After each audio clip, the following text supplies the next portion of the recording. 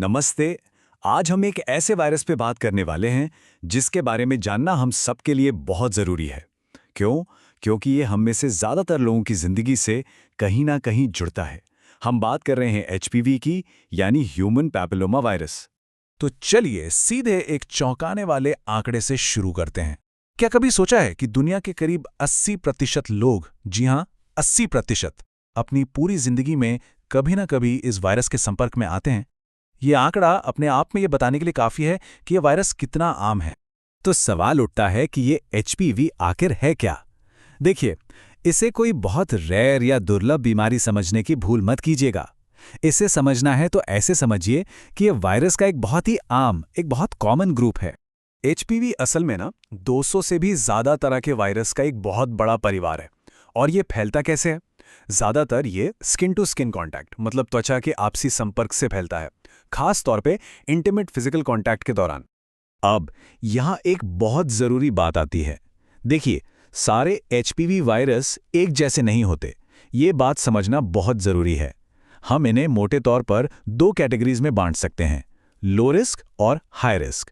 चलिए इन दोनों के बीच का फर्क समझते हैं। इसे ऐसे समझिए, जो लो रिस्क एचपीवी होते हैं उनसे ज़्यादातर आम मस्से, मतलब वॉट्स होते हैं। हाँ, वो परेशानी दे सकते हैं, लेकिन आमतौर पर कैंसर का कारण नहीं बनते। लेकिन दूसरी तरफ हैं हाई रिस्क एचपीवी, और इनमें खास तौर पे आते हैं एचपीवी 16 और 18। चिंता की बात यह है कि अगर ये वायरस शरीर में लंबे समय तक रह जाएं, तो ये सर्वाइकल कैंसर जैसी सीरियस हेल्थ प्रॉब्लम्स की सबसे बड़ी वजह बन सकते हैं। तो सवाल ये है कि अगर इसका पता लगाना हो तो क्या किया जाए? यहाँ अच्छी खबर ये है कि आज हमारे पास बहुत ही एडवांस्ड और पावरफुल टेस्टिंग के तरीके मौजूद हैं, जिनसे इसका पता आसानी से लगाया जा सकता है। आजकल देखें तो मुख्य रूप से 3 तरह के टेस्ट इस्तेमाल में आते हैं। एक है आरटी-पीसीआर, जो अपनी ज़बरदस्त एक्यूरेसी के लिए जाना जाता है। दूसरा है ट्रूनेट, जो अपनी स्पीड और पोर्टेबिलिटी, मतलब उसे कहीं भी ले जाया जा सकता है, उसके लिए मशहूर है। और तीसरा है हाइब्रिड कैप्चर 2, जो अपनी रिलायबिलिटी के लिए एक तरह से गोल्ड स्टैंडर्ड माना जाता रहा है। तो चलिए सबसे पहले आरटी-पीसीआर को समझते हैं। ये एक बहुत ही सेंसिटिव टेस्ट है, जो सीधा वायरस के डीएनए को पकड़ता है। और इसकी सबसे खास बात क्या जानते हैं? ये सिर्फ वायरस का पता नहीं लगाता, बल्कि ये भी बता सकता है कि इन्फेक्शन किस खास टाइप का है, जैसे कि ये खतरनाक वाला एचपीवी 16 है या 18। अब आते हैं ट्रूनेट पर। ये एक बहुत ही कमाल की टेक्नोलॉजी है, और ख़ास बात यह है कि ये भारत में ही डेवलप की गई है। ये एक चिप बेस्ड पोर्टेबल आरटी-पीसीआर तकनीक है। आसान भाषा में कहें तो ये एक छोटी सी मशीन है जो बहुत तेज़ी से रिजल्ट देती है, और इसी वजह से ये छोटे शहरों और दूर दराज के इलाकों तक हेल्थ सर्विसेज पहुंचाने में एक गेम चेंजर साबित हो रही है। और फिर आता है हाइब्रिड कैप्चर 2।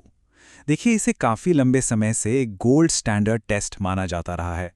ये टेस्ट सैंपल में हाई रिस्क एचपीवी के जेनेटिक मटेरियल को ढूंढता है। आज भी क्वालिटी चेक के लिए ये एक बहुत ही भरोसेमंद टेस्ट है। ठीक है, तो अब हम इस बातचीत के सबसे ज़रूरी और शायद सबसे सेंसिटिव हिस्से पर आते हैं। अगर किसी की रिपोर्ट पॉजिटिव आ जाए तो क्या? सबसे पहली और सबसे ज़रूरी बात, घबराना बिल्कुल भी नहीं है। बिल्कुल नहीं, क्योंकि आगे का रास्ता बिल्कुल साफ है और उसे मैनेज किया जा सकता है। इस एक बात को दिमाग में बिल्कुल साफ बिठा लेना है। एचपीवी रिपोर्ट का पॉजिटिव आना कैंसर का डायग्नोसिस नहीं है। मैं फिर से दोहराता हूं, यह कैंसर का डायग्नोसिस बिल्कुल नहीं है। इसका सिर्फ और सिर्फ एक मतलब है कि शरीर में वायरस मौजूद है। और यहां एक बहुत बड़ी राहत की बात भी है, पता है? ज्यादातर मामलों में हमारा अपना शरीर, हमारा इम्यून सिस्टम ही इतना मजबूत होता है कि वो 1 से 2 साल के अंदर इस वायरस को खुद ब खुद शरीर से बाहर निकाल देता है। तो फिर अगला कदम क्या हो? इसके लिए एक बिल्कुल तयशुदा मेडिकल प्रोटोकॉल है, एक पूरा प्लान है। सबसे पहले डॉक्टर से मिलना है। हो सकता है वो पैप स्मीयर टेस्ट की सलाह दें। इसमें सेल्स की जांच की जाती है, ये देखने के लिए कि कोई शुरुआती बदलाव तो नहीं हो रहा है। और अगर ज़रूरत महसूस हुई तो कोल्पोस्कोपी भी की जा सकती है, जो एक तरह की माइक्रोस्कोपिक जांच होती है। और हाँ, इन सब के साथ साथ एक हेल्दी लाइफस्टाइल अपनाना बहुत बहुत ज़्यादा ज़रूरी हो जाता है। हेल्दी लाइफस्टाइल से हमारा मतलब क्या है? सीधी सी बात है, अच्छा पौष्टिक खाना, रोज़ाना थोड़ी एक्सरसाइज और एक बहुत ज़रूरी चीज़, स्मोकिंग से बचना। क्यों? क्योंकि स्मोकिंग सीधे सीधे इम्यून सिस्टम को कमज़ोर करती है, और फिर शरीर के लिए इस वायरस से लड़ना और उसे खत्म करना बहुत मुश्किल हो जाता है। तो चलिए अब बात करते हैं सबसे पावरफुल चीज़ की, रोकथाम की। यानी प्रिवेंशन की। आखिर इससे बचा कैसे जा सकता है? देखिए, बचाव का सबसे असरदार तरीका है वैक्सीनेशन। एचपीवी वैक्सीन सबसे ज्यादा असरदार तब होती है जब इसे 9 से 26 साल की उम्र के बीच लगवाया जाए। हालांकि इसका मतलब ये नहीं कि बाद में नहीं लगवा सकते। 27 से 45 साल की उम्र के लोग भी डॉक्टर से सलाह लेकर इसका फायदा उठा सकते हैं। लेकिन एक बात याद रखनी है, सिर्फ वैक्सीन ही सब कुछ नहीं है। इसके साथ साथ रेगुलर हेल्थ चेकअप, जिसे हम स्क्रीनिंग कहते हैं, वो करवाना भी लंबे समय में स्वास्थ्य की सुरक्षा के लिए बहुत जरूरी है। असल में वैक्सीन और रेगुलर स्क्रीनिंग, ये दोनों मिलकर ही सबसे मजबूत सुरक्षा कवच बनाते हैं। तो आखिर में एक सवाल खुद से पूछना बनता है, क्या सही जानकारी और समय पर की गई जांच ही इस वायरस के खिलाफ हमारा सबसे बड़ा और सबसे शक्तिशाली हथियार नहीं है? यही जानकारी और यही एक्टिव रहना हमें अपने स्वास्थ्य को सबसे ऊपर रखने की ताकत देता है।